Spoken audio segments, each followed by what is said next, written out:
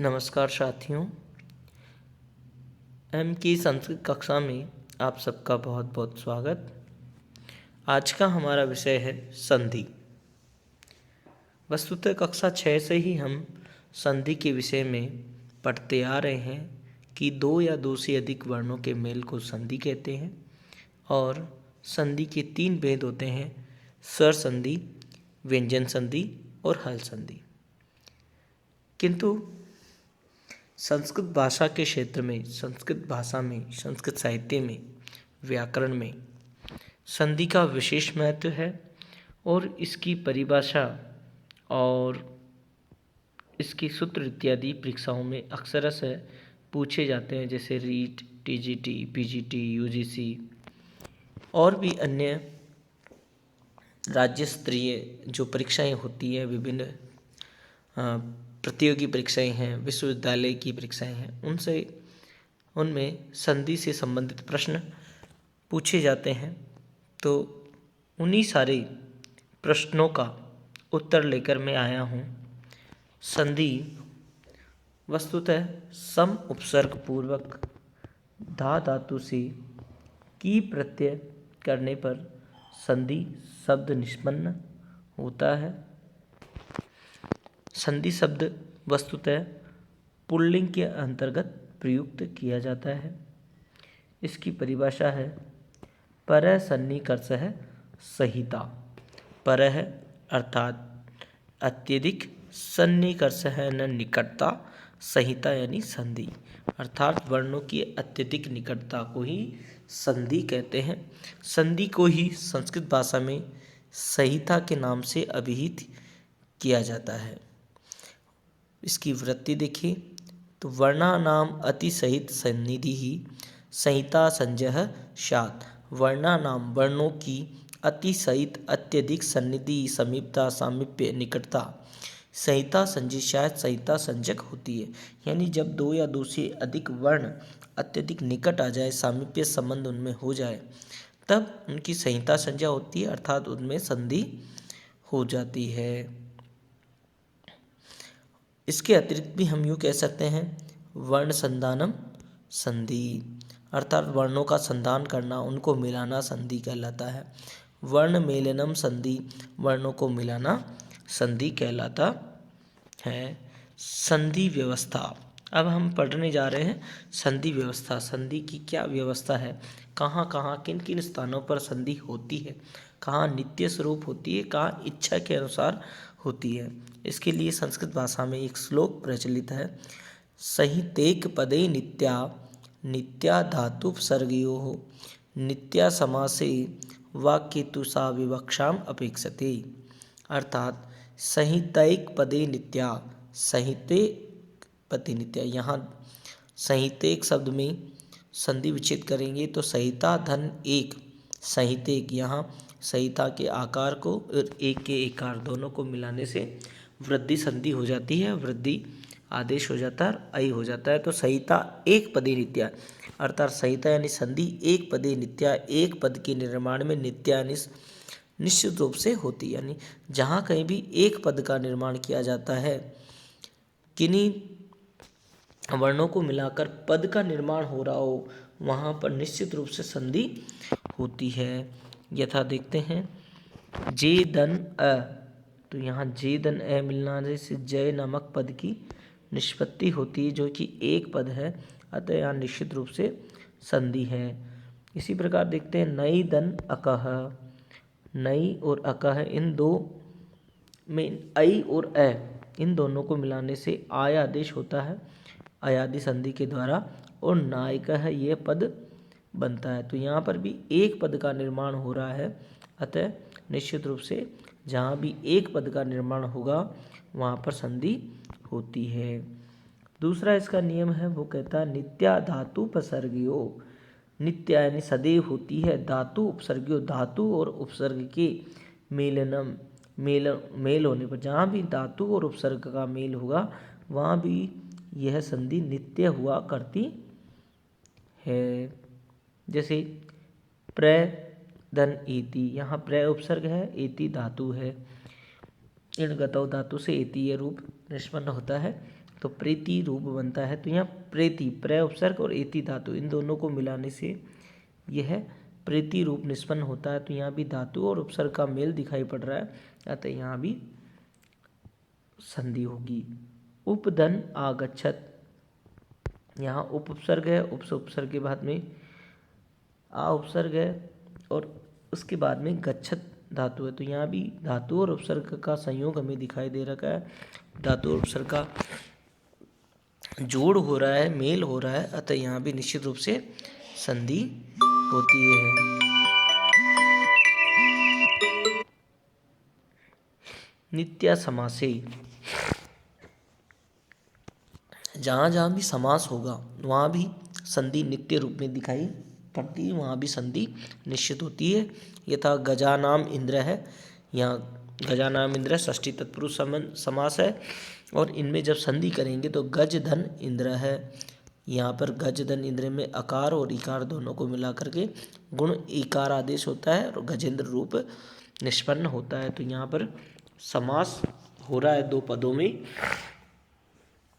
तो यहाँ भी संधि होती है। समास हमेशा दो पदों में होता है, दो पद मिलाकर एक हो जाते हैं। समास में संक्षेपीकरण होता है, दो पदों को मिलाकर संक्षेप में एक पद में लिख दिया जाता है, जबकि संधि के अंदर दो वर्णों को मिलाया जाता है। अतः यहाँ पर देखा है कि गजानाम इंद्र है, ये दो पद है और इन दोनों को मिलाने से गजेंद्र बना है। और संधि के अंदर गज धन इंद्र, यहाँ गज के आकार को और इंद्र के इकार दोनों को मिलाकर गुण इकार आदेश यहाँ होता है। तो यहाँ गुण संधि होकर के गजेंद्र रूप बनता है। उसी तरह नय धन एक है, नयिक है, यहाँ भी नई तत्पुरुष समास होकर नयिका रूप निष्पन्न होता है और ये समास होने के कारण यहाँ भी नित्य संधि है।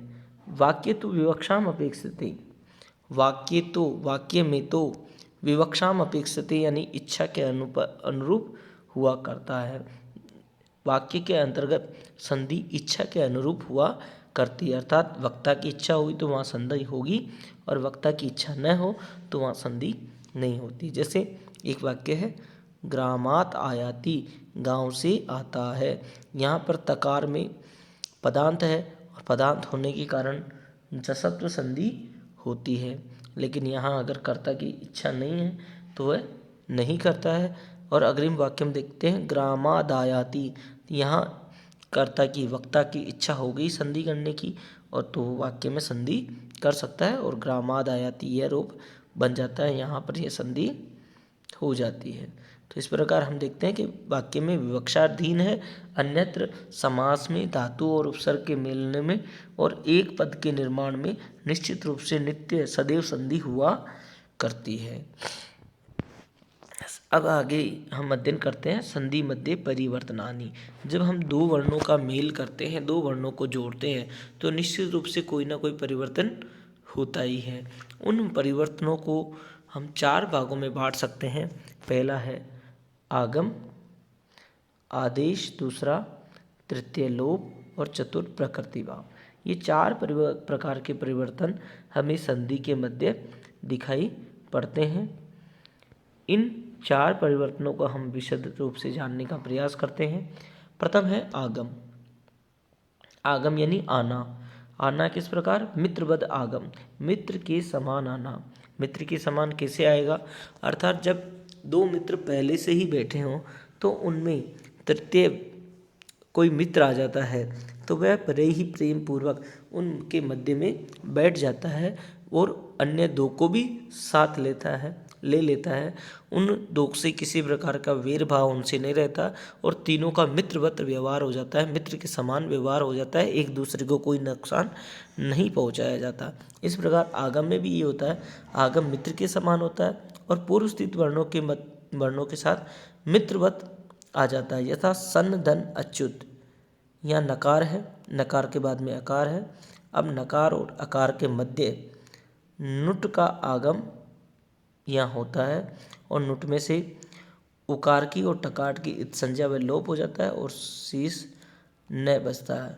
तो यहाँ देख रहे हैं हम सन धन अच्युत में सन अनच्युत यहाँ बीच में एक नकार और आ गया है, लेकिन पूर्ववर्ती नकार और बाद पश्चातवर्ती अकार दोनों जो की तो ही बने हुए हैं। केवल मध्य में नुट का आगम होकर नकार और आ जाता है, लेकिन ये पूर्व स्थित वर्णों को कोई नुकसान नहीं पहुंचाता है। तो इस प्रकार यहाँ नकार का आगम मित्रवत है, इसलिए कहा गया है कि जो आगम होता है वो मित्र के समान होता है। दूसरा प्रकार का जो परिवर्तन होता है वह होता है आदेश। शत्रुवदादेश है। आदेश शत्रु के समान होता है। शत्रु किस प्रकार व्यवहार करता है? जिस प्रकार युद्ध में दो शत्रु आपस में लड़ रहे हैं तो वही एक दूसरे को मारने का प्रयास करते हैं, तो वही कुछ इसमें होता है कि आदेश शत्रु के समान होता है और वह पूर्व स्थित वर्ण के स्थान पर स्वयं बैठना चाहता है, वह उसका अतिक्रमण कर लेता है, उसके स्थान पर बैठ जाता है, उसके स्थान को ग्रहण कर लेता है। जैसे कस दन चित, यहाँ सकार है, दंत्य सकार, और यहाँ पर उसके बाद में चकार है, कस दन चित। तो यहाँ सकार के स्थान पर शकार, सकार के स्थान पर शकार, ये तालव्य सकार उपस्थित हो जाता है और यह पूर्ववर्ती सकार का सर्वथा लोप कर देता है, उसको हटा देता है, उसके स्थान को ग्रहण कर लेता है। तो यहाँ पर जो सकार आया है वह शत्रु के समान व्यवहार करता है, इसलिए आदेश के विषय में कहा गया है शत्रु वदादेश है। शत्रु के समान जो व्यवहार करता है वह आदेश होता है। तीसरा प्रकार का जो परिवर्तन होता है वह होता है लोप। संधि कार्य में कभी कभी जब दो वर्णों की मध्य संधि की जाती है तो वह किसी वर्ण का वहाँ पर लोप भी हमें दिखाई पड़ता है, किसी वर्ण को सर्वथा वहाँ से हटा दिया जाता है। जिस प्रकार की पुनर्धन राजते, यहाँ पर रोरी सूत्र के द्वारा पूर्ववर्ती रकार का सर्वथा लोप कर दिया जाता है और पुनः पुन राजते यह बनता है। तदनंतरन और अन्य सूत्र से यहाँ पर पुन के आकार को दीर्घ आदेश होकर पुनः राजते यह रूप निष्पन्न होता है, लेकिन प्रथम रकार का यहाँ लोप हमें दिखाई पड़ता है। तो ये तीसरे प्रकार का परिवर्तन होता है जब संधि के मध्य दो वर्णों को मेल करते समय, दो वर्णों को जोड़ते समय दो वर्णों में सामीप्य संबंध हो और उनमें की संहिता संज्ञा होती है, तब किसी किसी वर्ण का लोप भी हो जाता है, उसको वहाँ से हटा भी दिया जाता है। ये तीसरे प्रकार का परिवर्तन हुआ। अंतिम जो परिवर्तन है वह प्रकृति भाव। परिवर्तन ना भी कहें तो भी यह चलेगा। प्रकृति भाव का वस्तुतः अर्थ है कोई परिवर्तन नहीं होना, अर्थात जब दो वर्णों का मेल होता है और किन्हीं किन्हीं कारणों से उन वर्णों में मेल होते हुए भी कोई परिवर्तन नहीं होता है और उनकी पूर्व स्थिति जो कि त्यों बनी रहती है, वहाँ प्रकृति भाव संधि होती है। जैसे यहाँ देखें हम गंगे धन अमु, गंगे धन अमु में गंगे और अमु दोनों को हम संधि करेंगे तो यहाँ पर वापस जो रूप बनेगा वह बनेगा गंगे अमु। यहाँ किसी प्रकार का संधि के पूर्व और संधि के पश्चात किसी प्रकार का परिवर्तन देखने को प्राप्त नहीं हो रहा है, अतः इसे कहेंगे प्रकृति भाव संधि, अर्थात कोई परिवर्तन यहाँ नहीं होता है। अब देखते हैं संधि के भेद। संधि के भेदों के विषय में दो मत प्रचलित है। प्राचीन जो व्याकरणाचार्य थे वे संधि के 5 भेद मानते हैं, लेकिन वर्तमान में 3 भेद ही संधि के पढ़े जाते हैं। स्वर संधि जिसका दूसरा नाम अच संधि है, व्यंजन संधि जिसे हल संधि के नाम से भी जाना जाता है, और तृतीय है विसर्ग संधि। इसके अलावा 2 संधि और मानी जाती है, एक प्रकृति भाव संधि और स्वादि संधि।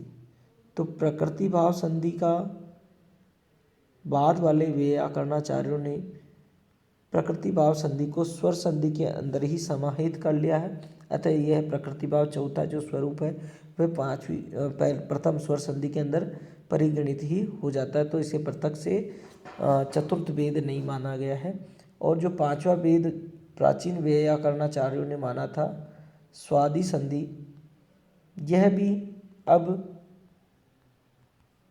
विसर्ग संधि के अंतर्गत ही पढ़ा जाता है। अतः ये स्वादि संधि भी विसर्ग संधि के अंदर ही परिगणित किया गया है। अतः मूलतः 3 प्रकार की ही संधियाँ मानी गई है। प्रकृति भाव को अच में और स्वादि संधि को विसर्ग में परिगणित कर लिया गया है। अतः वस्तुतः संधि 3 ही पढ़ी जाती है, 3 ही संधियाँ मानी गई है।